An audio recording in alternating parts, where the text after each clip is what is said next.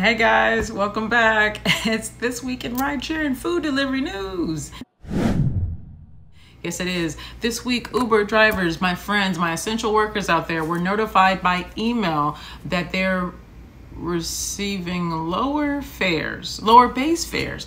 Why anyone considered essential right now during a pandemic would receive anything but a bonus or incentive to get out there and drive makes no sense to me. I'm really disappointed in seeing this, but perhaps this is why Uber drivers are doing this when prompted to take a picture with their mask on. Meanwhile, California's Public Utilities Commission said in an order on Tuesday that Uber and Lyft drivers are presumed to be employees under AB 5, the gig worker law that passed in January. It states that a person providing labor or services for remuneration shall be considered an employee rather than an independent contractor. Under AB 5, the state's new law was supposed to start January 1.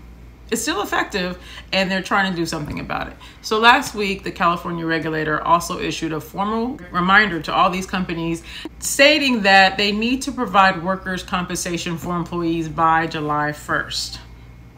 And that they would consider revoking the company's relevating operating authority if they did not comply. That means I'm going to shut you down. They're supposed to do all this January 1. Now they're waiting to July 1. What do you guys think it's going to take to get these companies to listen?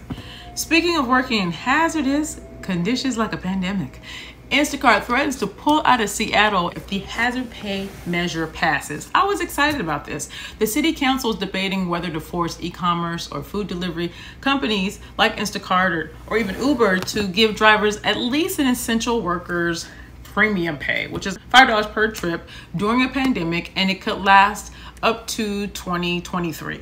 Now, Instacart heard this and they're like, look, we're gonna halt operations if anything like this happens.